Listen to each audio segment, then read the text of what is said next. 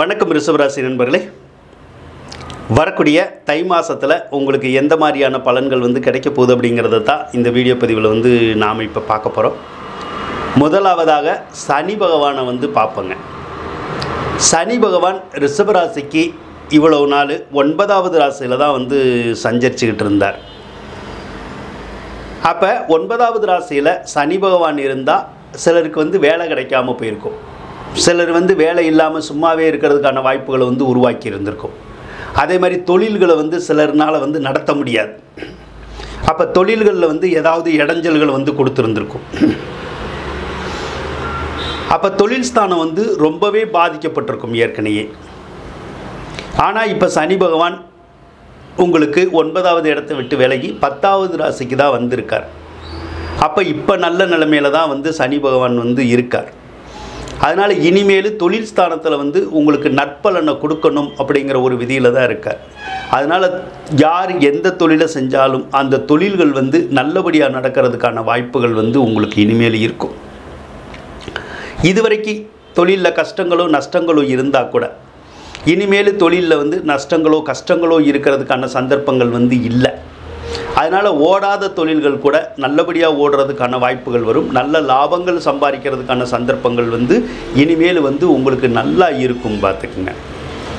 அதனால் தொழிலில் பலவித முன்னேற்றங்களை இனிமேல் நீங்கள் எதிர்பார்க்கலாம். வேலை இல்லாதவங்களுக்கு வேலை கிடைக்கும். வேலையில் இருக்கிறவங்களுக்கு பதவி உயர்வு சம்பள உயர்வு அந்த மாதிரிலாம் கிடைக்கிறதுக்கான சாத்தியக்கூறுகள் உங்களுக்கு இருக்கும். அதே போல் 10ஆம் அதிபதி பலம் பெற்று காணப்படுறார். 10ஆம் அதிபதி பலம் பெற்று காணப்பட்டால் அது கருமச்சனி அப்படின்னு சொல்லுவோம். அதனால் ஒரு சிலரெல்லாம் புதுசாக தொழில் தொடங்கணும் அப்படிங்கிற மாதிரியான எண்ணங்கள்லாம் வரும். தாராளமாக தொடங்கிக்கலாம், நல்லா தான் இருக்கும். கருமச்சனி அப்படிங்கிறது சில நேரத்தில் நம்ம வீட்டில் யாராவது வயசானவங்க இருந்தால் அவங்களுக்கு உடல்நிலை பாதிப்புகளை கொடுக்கும். அல்லது கருமம் செய்யக்கூடிய ஒரு அமைப்பை கொடுக்கக்கூடிய ஒரு சந்தர்ப்பம் இருக்குங்க. அதனால் வயசானவங்க இருந்தால் நாம் கொஞ்சம் கவனமாக பார்த்துக்கிறது நல்லதுங்க.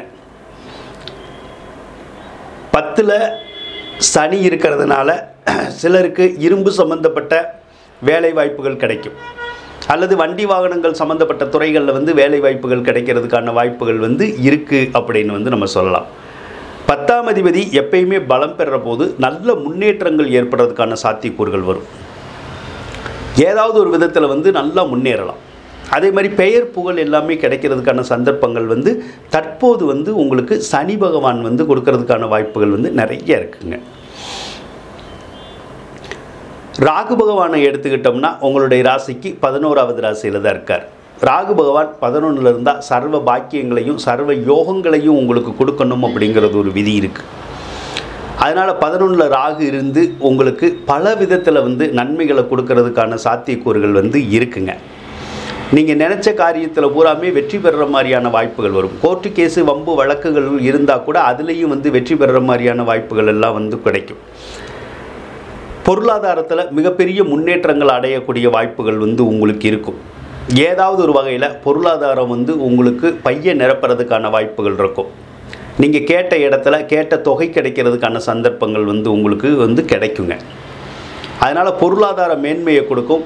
வாழ்க்கையில் நல்ல உயர்வையும் அந்த ராகு பகவான் கொடுப்பார். நல்ல மகிழ்ச்சி பொங்க வாழலாம். ஒரு சந்தோஷகரமான வாழ்க்கையை இதுவரைக்கும் நீங்கள் வாழலைன்னா கூட இனிமேலும் உங்களுக்கு அது கொடுக்கும் அப்படின்னு சொல்லலாம். அதனால் ராகு 11ல் இருந்து உங்களுக்கு எல்லா பாக்கியங்களையுமே கொடுக்கறதுக்கான சந்தர்ப்பம் இருக்குங்க. 12வது ராசியில் உங்களுக்கு குரு இருக்கார். பொதுவாக 12வது ராசியில் குரு இருக்கக்கூடாது. ஏன்னா 12வது ராசியில் குரு இருந்தால் நமக்கு நிறைய செலவுகள் ஏற்படணும்னு இருக்கும். அதனால் ஏதாவது ஒரு வகையில் செலவுகள் வந்துக்கிட்டே இருக்கும். விரைய செலவுகள்னு சொல்கிறோம்ல, அந்த மாதிரி விரைய செலவுகள் வரும். சிலருக்கு மட்டும் சுப செலவுகள் வரும். ஒரு சிலருக்கு குழந்தைகள்னால செலவுகள் வரும். குழந்தை பெற்றுக்கிறதுனால செலவு, இல்லைன்னா ஏற்கனவே பிள்ளைகள் பிறந்திருந்தால் அவங்களுக்கு ஏதாவது நம்ம செஞ்சு கொடுக்கறதுனால கொஞ்சம் செலவுகள் ஏற்படும். அதே மாதிரி கோயில்னால செலவுகள் ஏற்படும். ஏதாவது கோயிலுக்கு போகிறது வர்றது நேர்த்திக்கடன்கள் செலுத்துறது அதனால கொஞ்சம் செலவுகள் ஏற்படும். சிலருக்கு மட்டும் கோர்ட்டுனால செலவு வரும். கோர்ட்டுனால செலவுனா ஏற்கனவே கோர்ட்டு கேஸ் வந்திருந்திருக்கும். அதனால கூட சிலருக்கு செலவுகள் ஏற்படுறதுக்கான சாத்தியக்கூறுகள் வந்து உங்களுக்கு இருக்கும் அப்படின்னு சொல்லலாம். ஒரு சிலருக்கு கடன்களை அடைக்கக்கூடிய யோகங்கள் வந்து கிடைக்கும். அப்போ ஏற்கனவே கடன் பட்டிருப்போம், அந்த பட்ட கடனை இப்போ திருப்பி செலுத்துறதுக்கான வாய்ப்புகள் இருக்குது. அப்போ கடன் அடைஞ்சு நமக்கு நிம்மதியை கொடுக்கறதுக்கான ஒரு வாய்ப்புகளை வந்து குரு பகவான் வந்து கொடுப்பார். ஆனாலும் குரு 12ல் இருக்கிறனால நிறைய செலவுகள் வரனால கொஞ்சம் பண தட்டுப்பாடும் இருக்கிறதுக்கான வாய்ப்புகளும் வந்து உங்களுக்கு இருக்குங்க. சரி, சூரியனை எடுத்துக்குவோம். சூரியன் உங்களுடைய ராசிக்கு 4ஆம் அதிபதி தான். 4ஆம் அதிபதியான சூரியன் இந்த மாதம் வந்து 9வது இடத்துல தான் வந்து சஞ்சரிக்க போகிறார். சூரியன் 9ல் இருக்கிறது உங்களுடைய தந்தைக்கும் உங்களுக்கும் லைட்டாக கருத்து வேறுபாடுகளை வந்து உருவாக்குவார். அதே மாதிரி தந்தைக்கு காய்ச்சல், சளி, இருமல் போன்ற ஏதாவது உடல் உபாதைகளை வந்து கொடுக்கறதுக்கான வாய்ப்புகள் வந்து இருக்கும். ஆனால் தந்தைக்கு அரசு வழி காரியங்கள், அரசாங்க சம்பந்தப்பட்ட காரியங்கள் வந்து நடக்கிறதுக்கான வாய்ப்புகள் வந்து வரும்.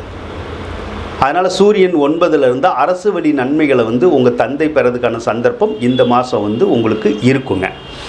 4ஆம் அதிபதி 9வது இடத்துல இருக்கனால தாய் மூலமும் தாய் வழி உறவு மூலமும் நல்ல பாக்கியங்களும் நல்ல யோகங்களும் நல்ல உதவிகளும் இந்த மாதம் உங்களுக்கு கிடைக்கிறதுக்கான சந்தர்ப்பம் இருக்குது. கேது பகவானை பொறுத்தளவுக்கு உங்களுக்கு 5வது ராசியில் தான் இருக்கார். கேது 5வது ராசியில் இருந்தால் புத்திர தோஷம் அப்படின்னு சொல்லுவோம். புத்திர தோஷமாக இருந்தாலும் குழந்தை இல்லாதவங்களுக்கு குழந்தை பாக்கியங்கள் வந்து கிடைக்கிறதுக்கான சந்தர்ப்பங்கள் வந்து உங்களுக்கு இருக்குங்க. ஏற்கனவே குழந்தைகள் இருந்தால் அவங்களுக்கு நல்ல வாழ்க்கை கிடைக்கணும் அப்படிங்கிற ஒரு விதியும் இந்த மாதம் வந்து உங்களுக்கு இருக்குது. சுக்கிர பகவானை எடுத்துக்குவோம். சுக்கிர பகவான் உங்களுடைய ராசிக்கு ராசி அதிபதியாகவும் 6ஆம் அதிபதியாகவும் இருப்பார். அந்த சுக்கிர பகவான் இந்த மாதம் 5ஆம் தேதி வந்து தனுசு ராசிக்கு வந்து போகிறார்.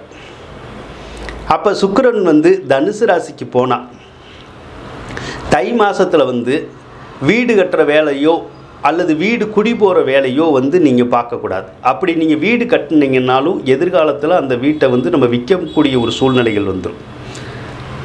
அதே மாதிரி தை மாதம் நீங்கள் எந்த வீட்டுக்கு, சொந்த வீட்டுக்குனாலும் சரி அல்லது வாடகை வீட்டுக்குனாலும் சரி குடிபெயர்ச்சி வந்து போகக்கூடாது. அப்படி நீங்கள் குடி போனீங்கன்னா அந்த குடி போனதுலேருந்தே உங்களுடைய வாழ்க்கை வந்து நல்லா இருக்காது. அதனால் வீடு கட்டுறது, வாங்கிறது, குடி போகிறது இந்த மாதிரியான வேலைகளை மட்டும் தை மாதம் நீங்கள் செய்யாமல் இருந்தீங்கன்னா உங்களுக்கு நன்மைகள் வந்து உங்களுக்கு கிடைக்குங்க. உடல் நலத்தில் வந்து கொஞ்சம் கவனமாக தான் இருக்கணும் இந்த தை மாதம். ஏன்னா உங்களுக்கு ஏதாவது ஒரு சில நோய் நொடிகள் ஏதாவது வந்து போகணும் அப்படிங்கிற ஒரு விஷயமும் இந்த மாதம் வந்து இருக்குது. அதனால் உங்களுக்கு உடல் நலத்தில் நீங்கள் அக்கறை காட்டுறது ரொம்ப நல்லதுங்க. புதன் பகவான் வேற உங்களுடைய ராசிக்கு அஷ்டமஸ்தானத்தில் தான் இருக்கார். புதன் பகவான் வேற அஷ்டமஸ்தானத்தில் இருந்தால் கல்வி வழி தடங்கல்களை வந்து கொடுப்பார். அதனால் மாணவர்களுக்கு இந்த தை மாதம் மட்டும் அந்த கல்வியில் வந்து கொஞ்சம் தடங்கள் இருக்கிறதுக்கான வாய்ப்புகள் வந்து இருக்கும்.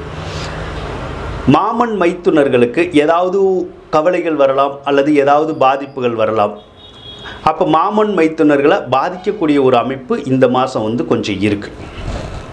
ஏதாவது ஒரு வகையில் வந்து பாதிப்பு வரும் அவங்களுக்கு. சரிங்களா? உங்களுக்கு நரம்பு சம்மந்தப்பட்ட தொந்தரவுகள் அல்லது இந்த ஸ்கின்னில் வந்து அலர்ஜி வர்றது, அந்த மாதிரியான தொந்தரவுகள் வர்றதுக்கான வாய்ப்புகளும் வந்து இந்த மாதம் வந்து உங்களுக்கு இருக்குது. தற்போது தற்காலிகமாக உங்களுக்கு செவ்வாய் தோஷமும் வந்து இருக்குது. அதாவது செவ்வாய் பகவான் வந்து அஷ்டமஸ்தானத்தில் தான் இருக்கார், 8வது ராசியில் தான் இருக்கார். தை மாதம் 21ஆம் தேதி வரைக்கும் அஷ்டமஸ்தானத்தில் தான் இருப்பார். அப்போ அது வரைக்கும் நாம் கொஞ்சம் கவனமாக இருக்கிறது நல்லதுங்க. ஏன்னா செவ்வாய் பகவான் வந்து 8வது இடத்துல இருந்தால் மருத்துவ செலவுகளை கொடுக்கணுன்னு இருப்பார். அப்போ ஏதாவது ஒரு வகையில் நம்மளை ஹாஸ்பிட்டல் போகிற மாதிரி செய்கிறதுக்கான வாய்ப்புகள் வந்து இருக்கும். ஒரு சில ரிஷப ராசிக்காரர்களுக்கு நோய் நொடி வந்து வராது. ஆனால் சொத்து சம்மந்தப்பட்ட வகையில் ஏதாவது பிரச்சனைகள் வந்து வரும். அது உங்கள் சொத்துனாலேயோ அல்லது மற்றவர்களுடைய சொத்துனாலேயோ எதுலையாவது பிரச்சனைகள் வரலாம். அதனால நாம் கொஞ்சம் டென்ஷன் ஆகிறதுக்கான வாய்ப்புகள் வந்து உங்களுக்கு இருக்கும். அதே மாதிரி உங்களுடைய சகோதர சகோதரிகள் இருக்காங்கல்ல, அவங்க யாராவது கீழே விழுகிறதுக்கான வாய்ப்புகள் இருக்குது. காயங்கள் ஏற்படுறதுக்கான வாய்ப்புகள் வந்து அவங்களுக்கு வந்து இருக்கும். அதே மாதிரி உங்களுக்குமே காயங்கள் ஏற்படணும், புண்ணு வரணும், ரத்தம் வரணும் அப்படின்லாம் இருக்கும். அதனால் நீங்கள் போக்குவரத்தில் வந்து இந்த மாதம் கவனமாக இருக்கிறது நல்லது. இப்போ ரத்தம் வரணும்னா ஒரு சிலர் வந்து பிளட் டெஸ்ட் எல்லாம் கூட எடுப்பாங்க. அந்த மாதிரியான நிகழ்ச்சிகள்லாம் நடக்கிறதுக்கான சந்தர்ப்பங்கள் வந்து இருக்குது. அதே மாதிரி கணவன் மனைவிக்குள்ளே வந்து கொஞ்சம் கருத்து வேறுபாடுகள் ஏற்படும். அதே மாதிரி இல்லைன்னா கணவன் மனைவிக்கு வந்து கொஞ்சம் உடல்நலக் குறைகள் ஏற்பட்டு நீங்கிறதுக்கான வாய்ப்புகளை வந்து அந்த செவ்வாய் பகவான் வந்து கொடுக்கறதுக்கான சந்தர்ப்பங்கள் வந்து இந்த மாதம் இருக்குங்க. அதனால் இப்போ இந்த செவ்வாய் பயிற்சி ஆச்சு அப்படின்னா அதுக்கப்புறம் உங்களுக்கு நல்ல பலன்கள் நடக்கிறதுக்கான சாத்தியக்கூறுகள் வந்து உங்களுக்கு நிறைய இருக்கும் அப்படின்னு வந்து சொல்லலாம். புதனை பொறுத்தளவு அஷ்டமஸ்தானத்திலிருந்து தை மாதம் 13ஆம் தேதி விலகிடுவார். அதுக்கப்புறம் வந்து அந்த சுளுக்கு பிடிப்பு அப்படிங்கிற மாதிரியான தொந்தரவுகள் வந்து உங்களுக்கு இருக்காது. அதுக்கப்புறம் கல்வியில் வந்து உங்களுக்கு தடங்கள் பிரச்சனைகள் எல்லாமே இருக்காது, விலகிடும். ஆக ரிஷபராசிக்காரவங்களுக்கு இந்த தை மாத கிரக நிலைகள் நல்லா தான் இருக்குது. அப்படிங்கிறனால உங்களுக்கு பல அற்புதமான பலன்கள் நடக்கிறதுக்கான சந்தர்ப்பங்கள் இந்த மாதம் இருக்குது அப்படின்னு சொல்லி கூறிக்கொண்டு விடைபெறுகின்றேன். நன்றி, வணக்கம். ரிஷபராசிக்காரவங்களுக்கு இந்த வீடியோ பிடிச்சிருந்தால் லைக் பண்ணுங்கள், ஷேர் பண்ணுங்கள், மறக்காமல் சப்ஸ்கிரைப் பண்ணுங்கள். நன்றி ரிஷபராசி நண்பர்களே.